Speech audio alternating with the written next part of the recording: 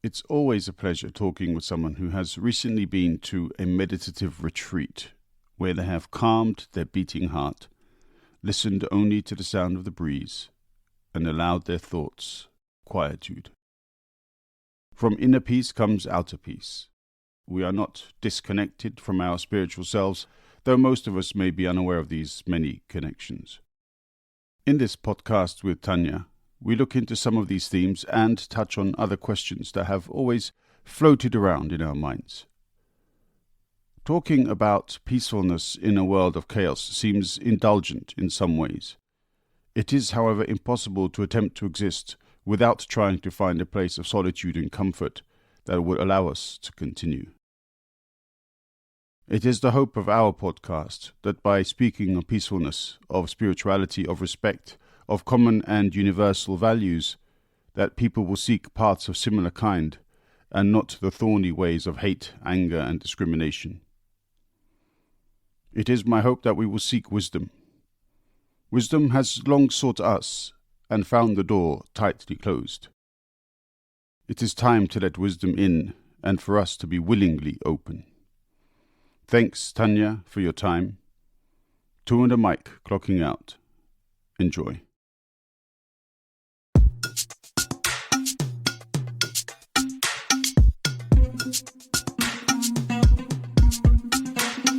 Dung weche pek kod welo mabiro e 2 and a mic. Dung parodit kod jok mawuoye 2 and a mic. Seche tin sud buta wawinji e 2 and a mic. Wala wachokre wabed piny bi wawinje ero chako momit ndi 2 and a mic podcast makende. You will notice that we jumped straight into the podcast here because I didn't really want to edit out the pre-podcast conversation that I was having with Tanja. It was such a relevant chat to the rest of the podcast that I decided to keep it in there. So we have foregone our normal introduction and just jumped straight into it. So once again, enjoy. Only through my travels I had the chance to really identify or find my identification as a European, Yeah. Yeah, I mean, that's also quite interesting because we talk about realities. I don't travel well. Yeah, I'm like a cheap wine. I should basically just stay where I am. Because I know that there are lots of people who are just simply born with visa application forms and they go everywhere the whole time. I can't stay on holiday for more than a week or 10 days. I start to lose my hair. I mean, look, yeah. But yeah, so I think for me, it's not necessarily the place that I go to. For me, it's the people. I don't know. As in, I don't need to be on the other side of the planet, even though I love different cultures, but it's just interacting with people, and as long as I can do that, I will find a home of some sort. Well, that's beautiful, and I think it's worth a lot that you know that about yourself, so like there's no need that you are like whipping yourself like I need to go and travel the world and conquer other places if you feel uncomfortable, or if you feel more comfortable doing having other sorts of exploration, With me, I do feel comfortable, which doesn't mean that I am not scared. I had like my very first big trip was after my Abitur, after I Turned 18. after I turned 18, A-levels, yes. I spent 6 months in Australia and New Zealand, and I wanted to go there, and I worked my beep off, got to save money to go there.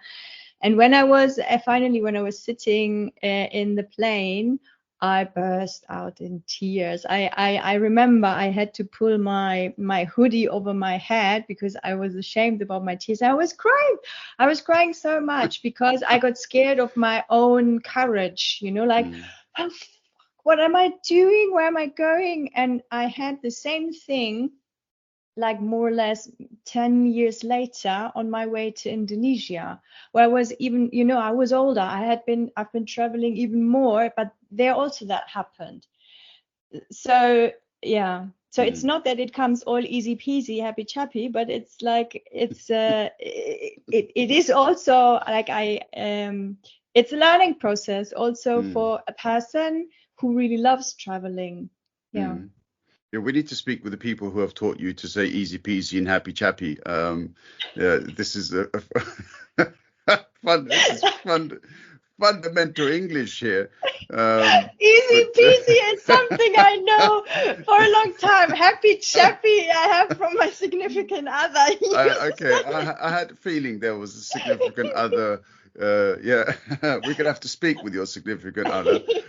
It's good to hear that he's a happy chappy, but yeah, all right. Yeah, no, that's cool. I think it's yeah, people, your emotions. I mean, who knows? You obviously know the reason behind your outpouring of emotion when you go on these big trips. Yeah, I guess you say fear of your own courage, but it could also be perhaps ecstasy at the at what lies ahead. Finally getting to do something that perhaps you'd been waiting for a long time, and it's just as you take off, it's the relief which sort of flows from your journey. Yeah, that is also a probability. Yeah. And I was just, when I was listening to what you said now, I was like, there's a fundamental change in not only the way I travel, but also like the place I like to go to travel, because before I loved a lot to go to places where I have never been, first time there, first time there, first time there, first time there. And as I said before, like Thailand is one of the countries where I've been back now for the 5th time. And so I really like this feeling of being home or knowing my way around in another country. And I mean, I am also visiting consequently and consistently the same places when I go there. So like it's the 5th trip to Thailand, and it is the 5th time that I went to this Buddhistic temple, to the monastery, to do a meditation retreat. So I don't do every time exactly the same, obviously, but there are like cornerstones which I repeat because they do me good. And then from there I take it. So it's always I continue. So it's always for me it's a really nice, very healthy mixture and a way of traveling to find something known in the unknown, and to find also unknowns in the unknown. So because obviously I'd like to hear a bit more about the meditation. I've read quite a bit about meditative retreats. I've spoken with somebody else, Lilek. She often goes to France, where there is also a similar place. I will try to remember it in a moment. I'm terrible when it comes to remembering names, but she also goes to meditate. And I mean, is it a silent meditation? Can you communicate while you're there? What is it extremely personalized? Do you have a word count? I don't know. No, I don't have a word count. So the temple in northern Thailand where I go regularly is a Vipassana meditation center. So they practice Vipassana and teach Vipassana. And you have the opportunity, you have 2 choices. One choice is you go directly in the monastery, and then you have a monk, a Thai monk, as a teacher for your daily reporting, or you go to the affiliated international center where you have foreigners like non-Thais who are then teaching you. So this is 2 different things, and it is quite common in Thailand. It's actually a big part of the culture that Thais go for a weekend, for a week, for a couple of months to live in a monastery and to practice. So this monastery where I have been, I just talk a bit, and if you have questions, you just go in. So because you said you are like a bit to understand the setting. So if you go there and you have never, like you barely know how to write Vipassana or how to spell it, then what you do, you start with a 3 weeks course. Yeah. And this is where they teach you how to meditate. And the meditation they practice in that temple is, or a monastery is, walking meditation and sitting meditation. So you go up, they teach you up to 1 hour of walking meditation and 1 hour of sitting meditation. So one round of meditation is 2 hours at a certain point. And in this 3 weeks, they bring you there. You start with 5 minutes, 5 minutes, 10 minutes, 10 minutes, and you go up. So, and once you have these 3 weeks, then you go back for the retreats. And the retreat is always the same structure, and there's always 10 days, 8 days plus 48 hours. And there are no like really strict rules with regard, for example, of the talking or speaking, but there are certainly a recommendation. So the recommendation is everything which distracts your mind. So no talking is considered the best, or at least the less possible talking. No reading, no writing, journaling. If possible, do not leave the monastery compound. So do not interact with others, because you get a lot of information from the outside, you know, energy and everything. That is one thing. Then one of the rules you agree upon is that you dress only in white. You should refrain from beautification, use of perfume, makeup, jewelry. Like you are basically there pure. And that with the white stuff is also one reason to wear only white, is so that you don't get busy in your head. Oh, how do I look today? You know. So it's everybody's in white. Another thing you agree or you obey when you have your opening ceremony at the beginning is that you have the same eating times as the monks and the nuns. And that means you have breakfast at 6, you have lunch at 11, and after 12 p.m. you do not eat anymore until the next morning, 6 a.m. when there is breakfast. So there's no dinner. There's no dinner. No, you are allowed, and it's about not to intake something you have to chew. You can have coffee, you can have tea, you can have fruit smoothies, you can have hot chocolate, you know, you can also put honey in your tea. You can drink whatever you want, like no alcohol, obviously, and but you should refrain from eating. Why? Because it keeps your body busy. Eating. Yeah, eating and digesting. Yeah. Digesting the food is keeping your body busy, and you should it is a very extraordinary circumstances and environment, actually very luxurious in the way that you can solely, if you go there, you have the chance, which you don't have in your daily life, to solely focus on your practice. And that results then also that the average of meditation I did in this last retreat was between 10 and 14 hours per day. And you can't do that. You should try to meditate as much as possible. And you can't do that if you get distracted by preparing food, buying food, going for food, you know, chit-chatting here and there. And maybe if you're interested, how the day looks like, I can say something on that. Yeah, of course. I'm just thinking to myself, I mean, because there's another podcast I'm hopefully going to bring out later on today. But in that, I make reference to the number of disturbances that our minds have to deal with, even without us actually realizing, from the moment we wake up until the moment we go to sleep, as in our mind is constantly absorbing information either by sight, sound, smell, touch, and so on. And the meditation just completely reduces that to the most minimal values, I guess. Yes.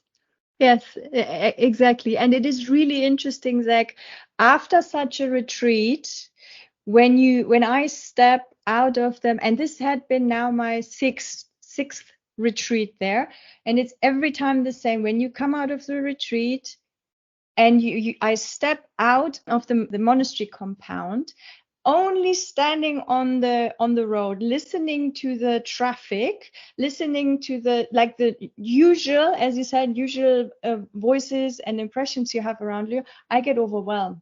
I have to retreat to the monastery back, because your mind gets really, really like all sensitive, and only then I understand like what I am actually doing to my mind, like bombarding it every day, and this is not about like scrolling on social media. It's like on a daily base. It's like, as you actually said. Yeah.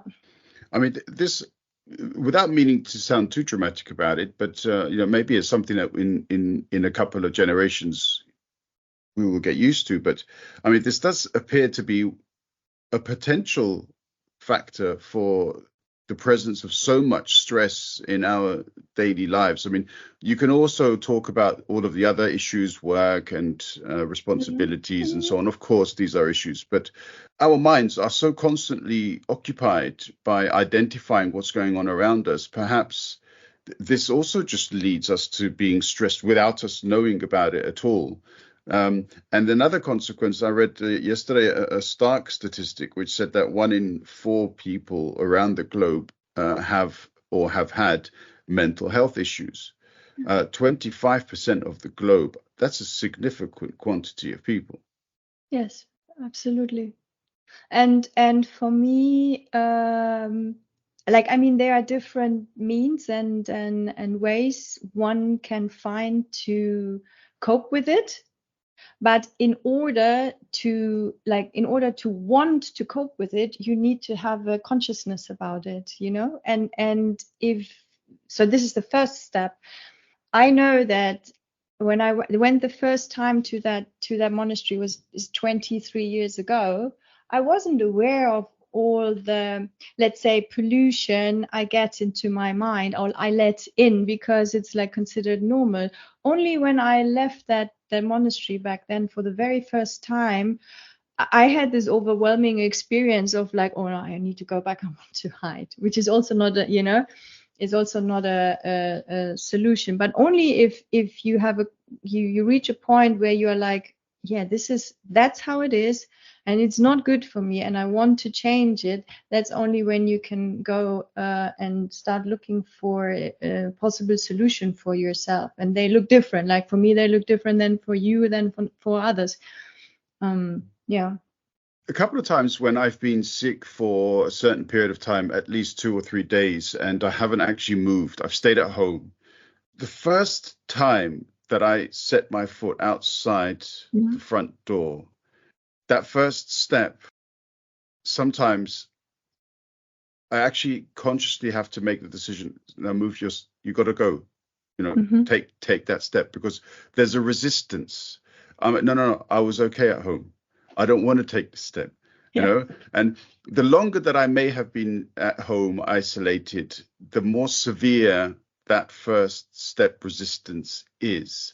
So when you said that, I had to go back in, without sounding odd. I'm not trying to say, yeah, I've done it. As in, I think I know a part of how you may have felt. Yeah, like that. That's what I hear. Yeah, that's exactly like. And it's interesting because you have it looks like you have the same experience, that you like. It's a bit like we have to push ourselves. Then you like, okay, go and face your life. I mean, you can't always hide at home, and I can't always hide in the monastery. And my experiences is to. What I did is now, when I'm in the monastery, I integrate a buffer.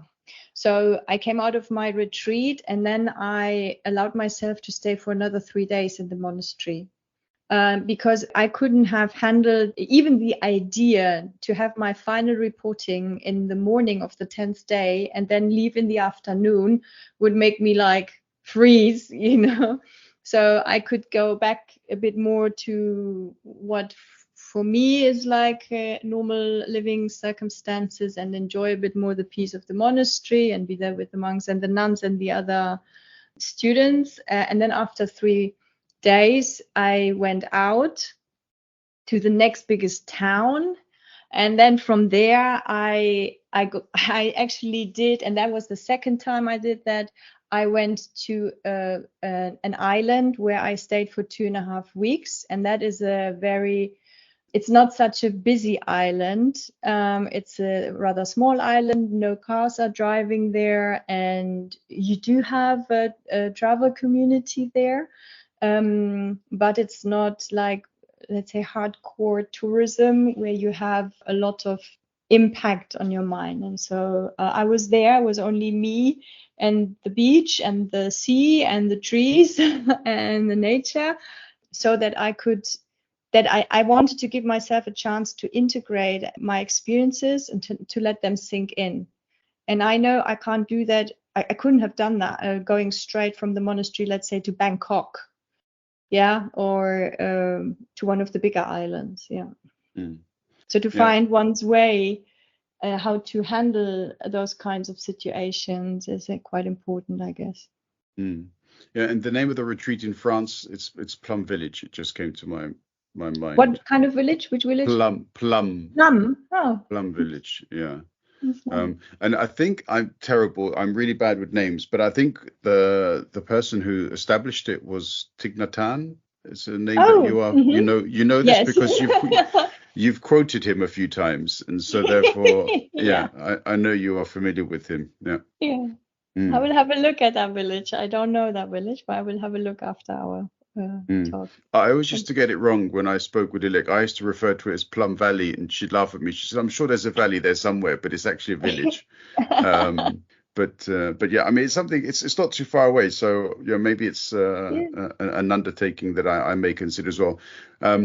You mentioned, okay, so whenever we talk about monasteries, obviously we think monastery, monastic, monk, but you also mentioned nuns. Nobody ever says the word convent, but that's a different religious doctrine. So therefore, okay, there are also, I don't mind, for me it makes no difference. You can have any gender monk, but generally speaking, we associate the term monk with a man.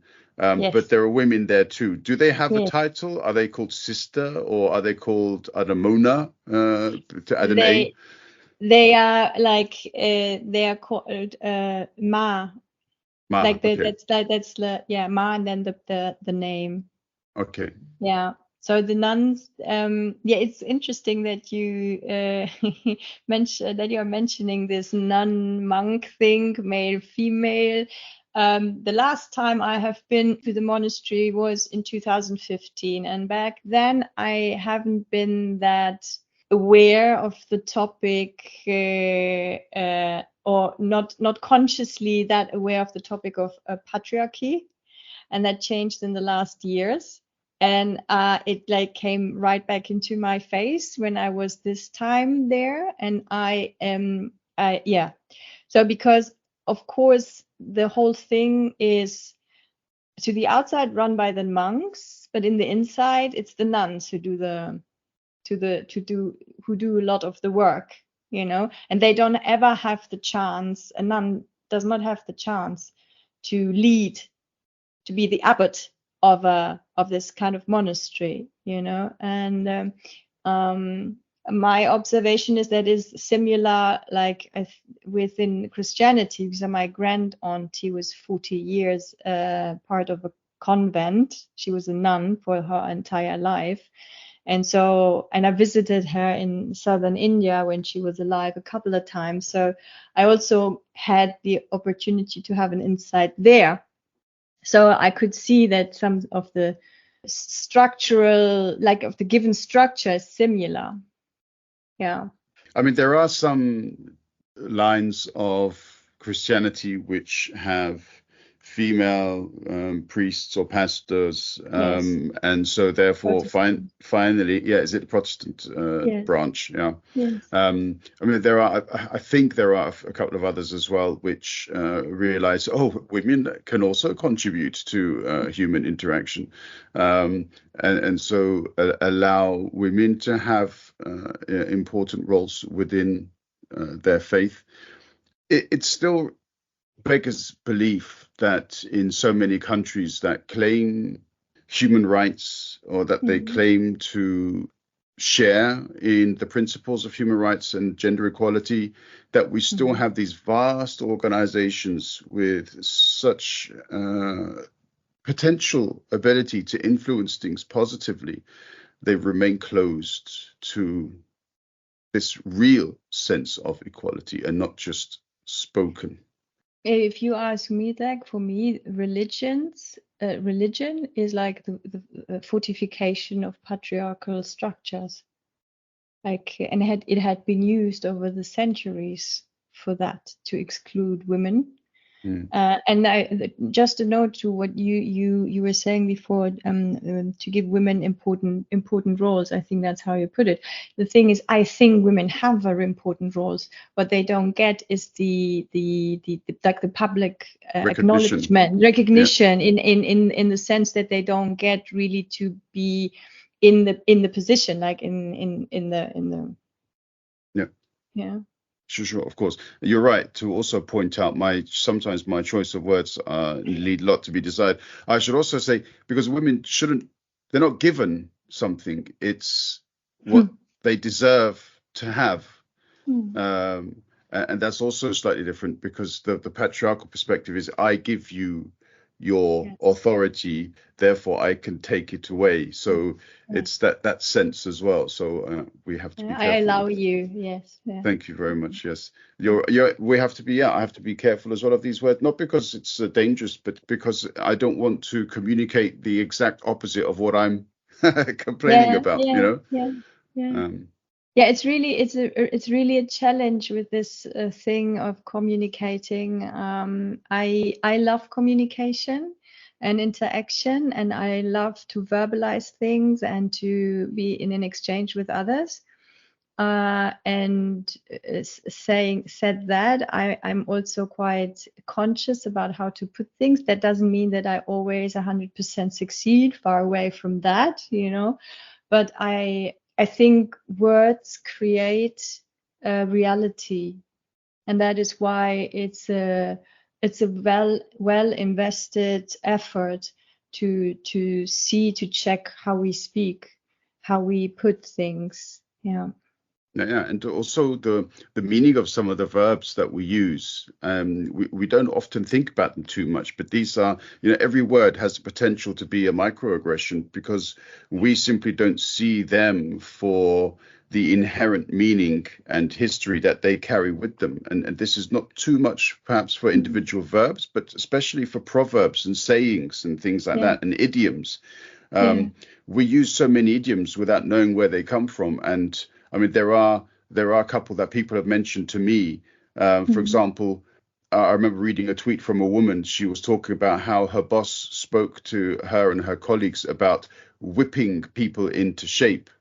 And she said the first thing that I thought, well, it's a standard saying, but she says, you can stand there in front of a black person and say you're going to whip them into shape. And that straight away you start thinking, okay, where does this come from? So we really same thing if you sorry, just the same thing if you say that in front of a woman as a man. True, exactly. And you get I get directly certain how you say that, connections and pictures. Yeah. And I mean, these are, perhaps that is an established thing, saying your way to say things now without we don't even think about where these words come from and what meaning they could have. But for different communities, you mentioned realities before, every community has its history, has its identity, and has its own reality, which they carry with them every day. Yes. And it's not only about examples like this, because of the specific identity we carry. It's also, I had a situation not long ago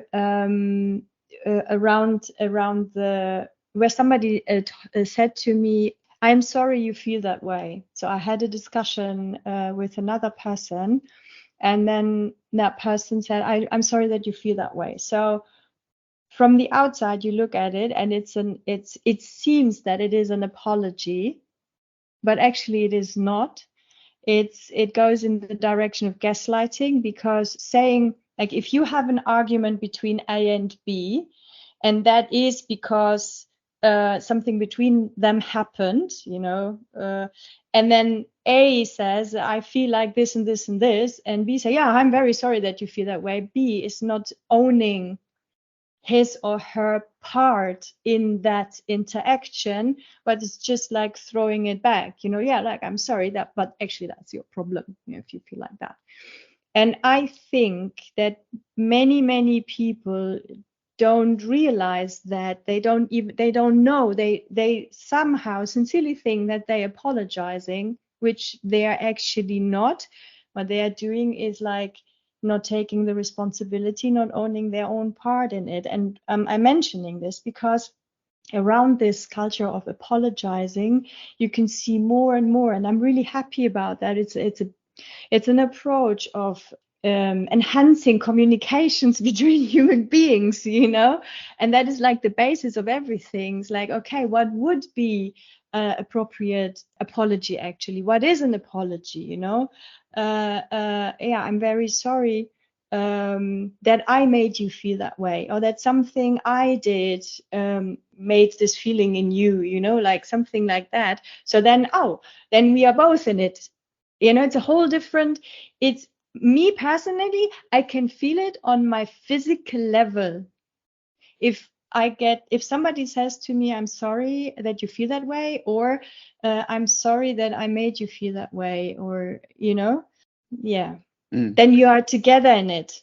With the first example, you are being left alone in that situation. So like, you see how you deal with that. I mean, I don't know how you see that. No, you're right. I'm sorry you feel that way. They're not actually apologizing for that. They're apologizing, or they're actually pointing out the fact that I'm sorry for you, that you feel that way. But you're wrong, is what they're saying.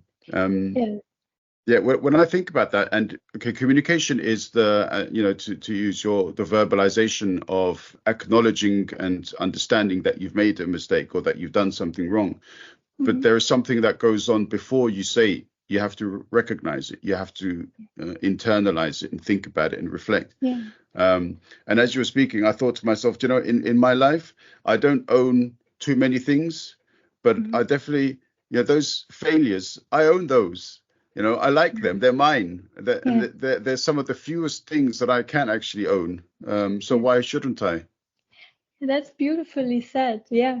And also saying that me being more sensitive to this kind of things doesn't mean that I am, that I am capable in a situation where I'm highly activated or triggered, however you want to put it, that I'm capable of doing that. But if you have that knowledge, if you have that understanding, they have something you can always come back to, and I think that is what makes the difference. And I can really tell the difference when I talk to people who have that and people who don't have that. And there's not like one is good and one is bad. It's a lot also about, it shows also, if nobody teaches you that, if you don't know about that, you cannot apply it, So, No, definitely. And these are things which come up in everyday life. This is something that we should actually realize. When I communicate, so I've got this mini job at the moment, where I'm involved in communicating with different project partners, and I have certain responsibilities, and I can't always complete those responsibilities. So what are the options open to me? I can, put it under the pillow, sweep it under the carpet and not say anything, or I can own it and contact the partner and say, look, I know you're waiting for a response from me. I don't have it for you. So I'm sorry for that. I will get it to you as soon as possible. But people are unwilling to do this. They would rather not communicate, not say a word, leave these people in limbo for weeks on end, and think that's a good way of doing things. I don't understand that. Yeah, I have the same. And you have that in the working field, and you have that also in the private field. And what and I'm really happy and consider myself lucky that I was able to learn exactly that in the field of work. Because there's absolutely no way in the political field, for example, to that's at least my experience, to act like this. And people, I think it's like how we perceive failure and how we want to avoid potential or so-called failure. So if I can't meet a deadline, for example, in a job, I can just keep quiet.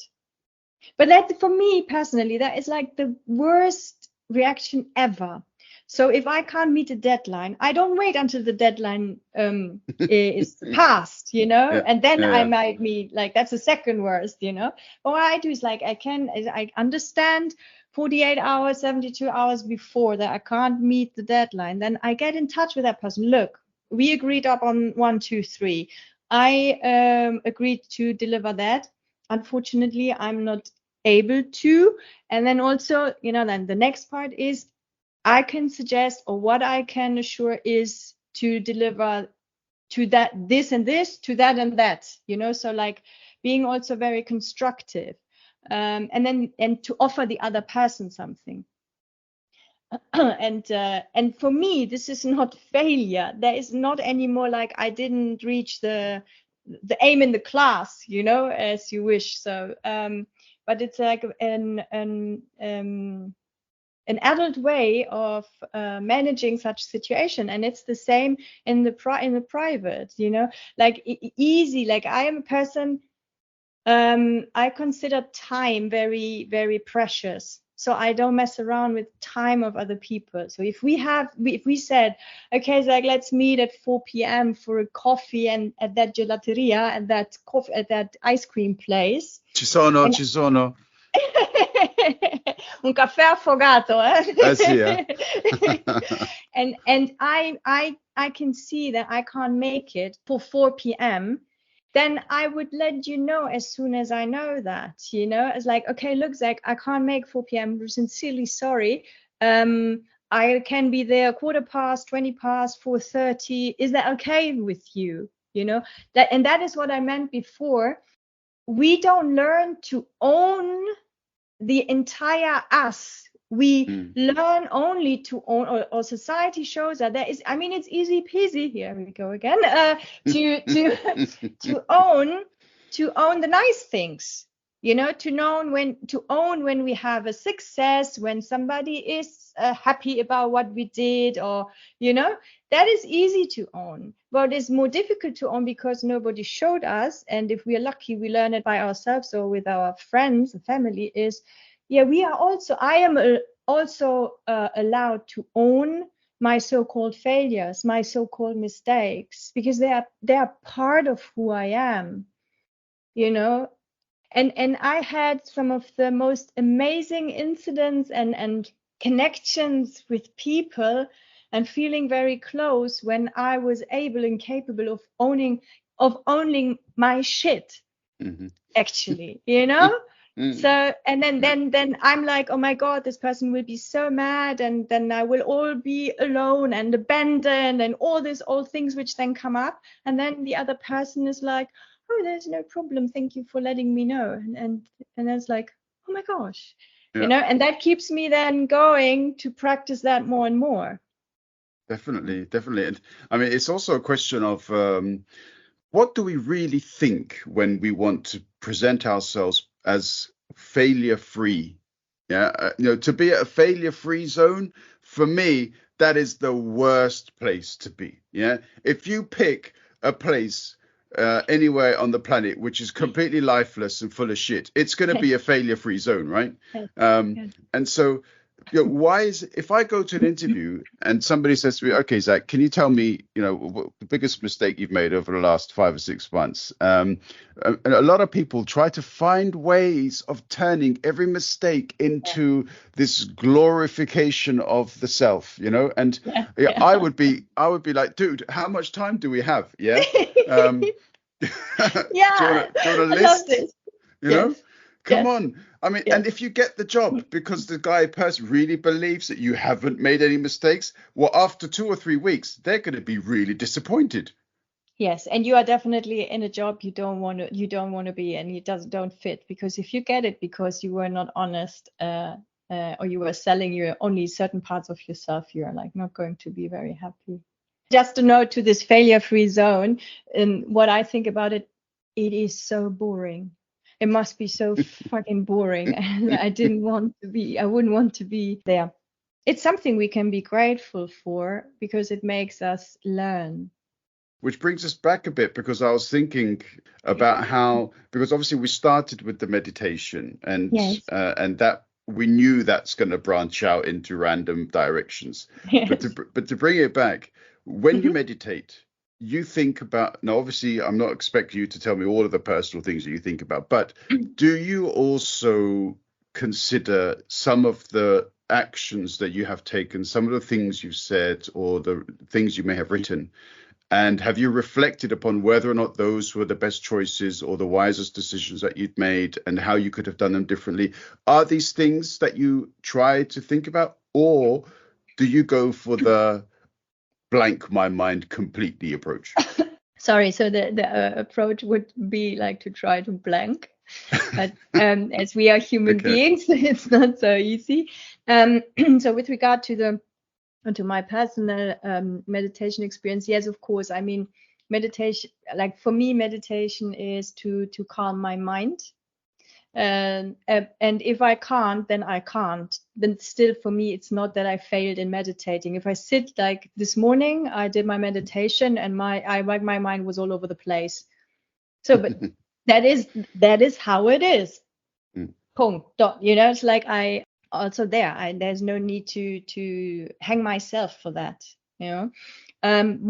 What is the experience I have in the retreats is that I go through different conditions. So you mentioned before, and I really like that the senses, where I smell, taste, see, feel, and hear.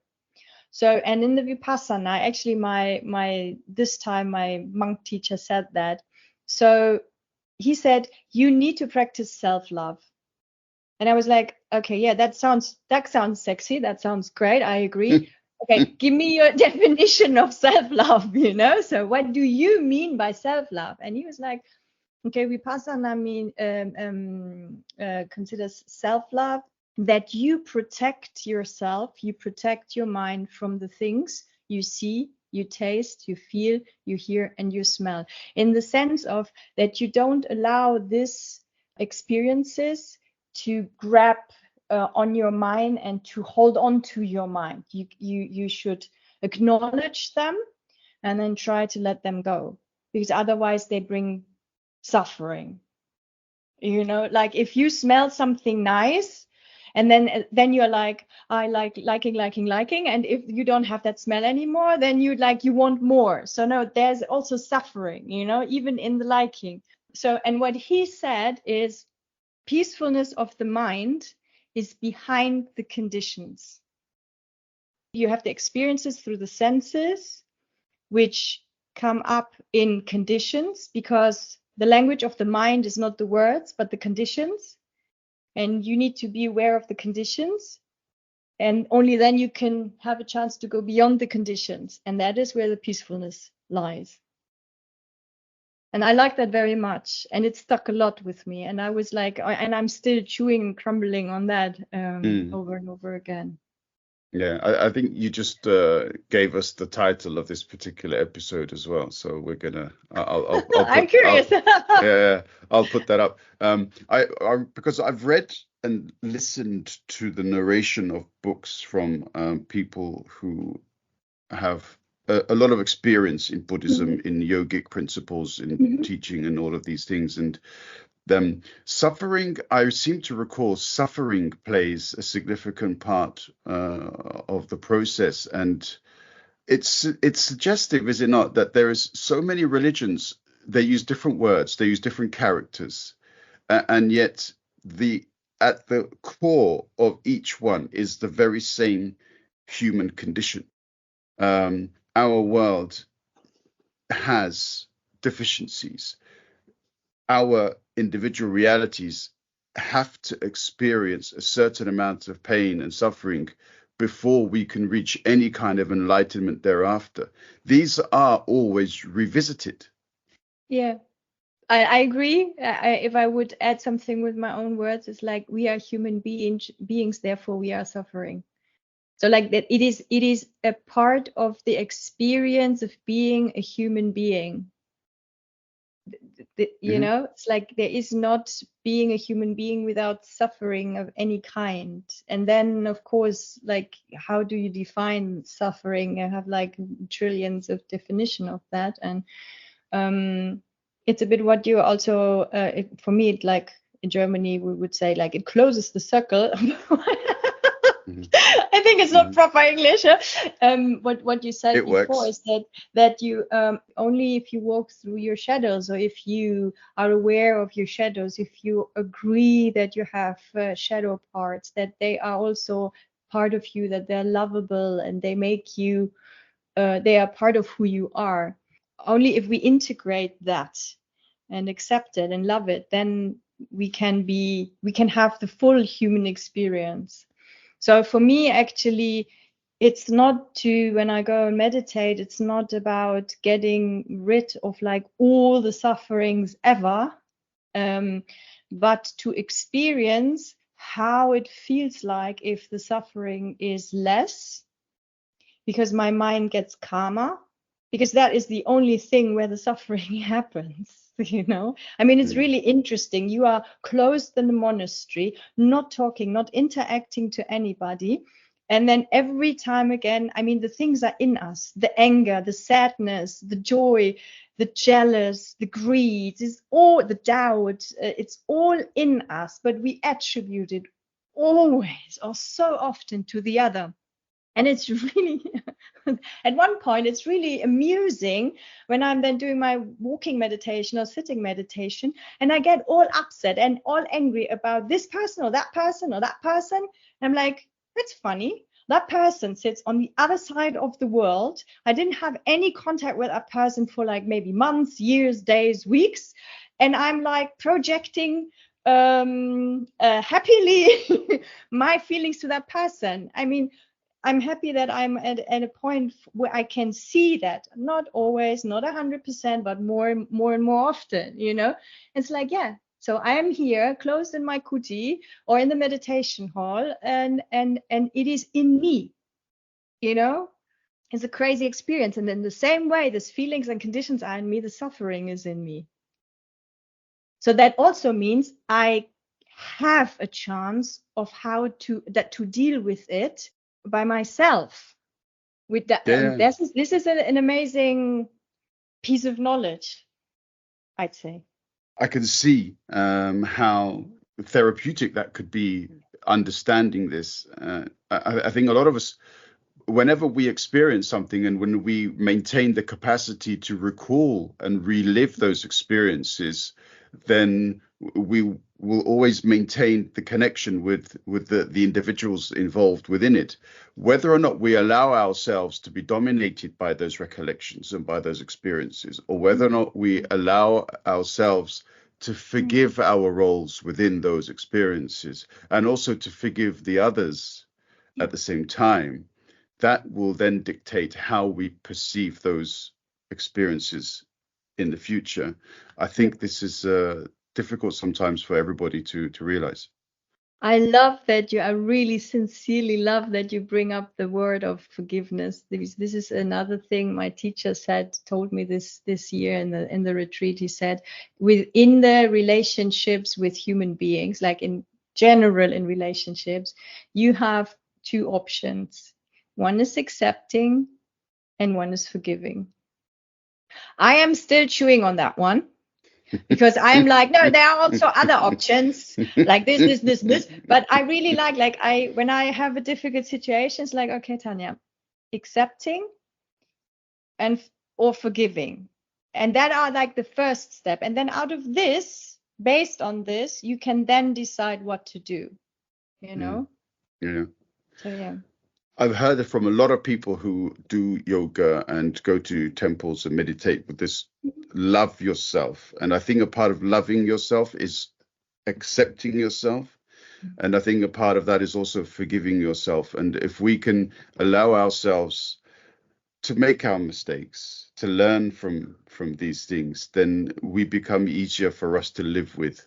But if we are at constant war with our own inability to live failure free, then we cannot be satisfied at all with our output. It's just not possible. That's true. And actually, we can call ourselves blessed, and I can call myself blessed if you have people in your life which show you how you can love yourself through the way they love you. That can be a significant other, that can be family members, parents, siblings, friends. For me, this is a game changer because I do struggle to love myself every now and then. To me, I think that is human. I have times where I'm like, great lady, great. And other times I'm like, not that great. And if you then have constantly a small little community around you and people or partner who are telling you, I'm going to love you as long as you love yourself, like, or so, bis du dich liebst. Ich liebe dich so lange, bis du dich liebst, you know? Like, I try to, until you love yourself. So I try to, and that is like, that is actually a part of what I would call, that's a part of like unconditional love, you know? And that is like really a precious treasure to have in life. And I'm very, very lucky that I have a handful of people, who support that. That's nice. And I actually think most of us have. Sometimes we may also look a bit better around to identify that. You know, because also there is like, we can only have the things which we allow ourselves to have. If I don't allow myself to have somebody in my life who loves me, or who, you know, like it's difficult to open up for that. Well, what I find is that you and I can start having a conversation on the color of pomegranates, and we would then be able to communicate philosophically for hours thereafter. I find the ease of our conversation extreme. It's like a warm embrace, our conversation. It's I find it's free. It has a life of its own, and it's always thoroughly entertaining. So just a quick question then. What have you got then planned for the next few months, and when will we do our next podcast? Because you don't need to go on a retreat, just have a podcast with me. I mean, I say the same thing your teacher said, so I mean, you know. Yeah, I love that. like first of all, let me say I see the same way, and thank you for your really kind words. And I love this kinds of very nourishing exchanges. It's I really value them, and it's that's one of the reasons I always like to come back. And why I'm not scared anymore in which direction the podcast could go. Just go with the flow, and there's always this kind of flow between us, which is really nice. With regard to my coming months, I'm on a sabbatical still until the end of September, and I don't have any major plans. I still struggle to be back here, but it's definitely not an option like to go back to Thailand now, or to get my backpack and go for another 3 months tour or so. Actually, what I really need to do is to sit down, and I also want to do is to sit down and to see, okay, where where do I need to proceed? What do I want to do after that sabbatical? And that is quite pressing. It's pressing within me. It's a wish, like, okay, I want to know now. I don't need to know how all of it unfolds in the next 2 to 5 to 10 years, but I would be really happy to at least know the next 2 to 3 steps, even micro steps. So yeah, and a part of that, I intend to enjoy the summer and life, and to spend times with people who I love and who are precious to me.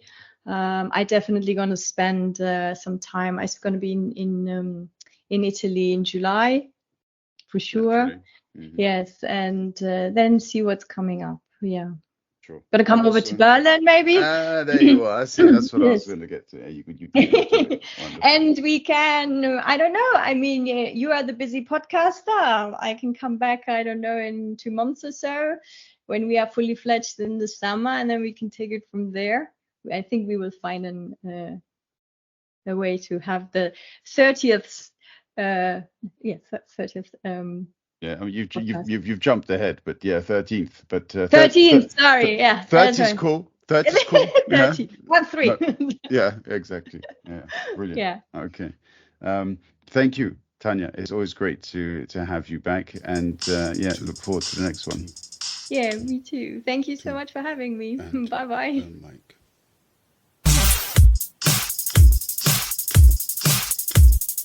Two and Mike.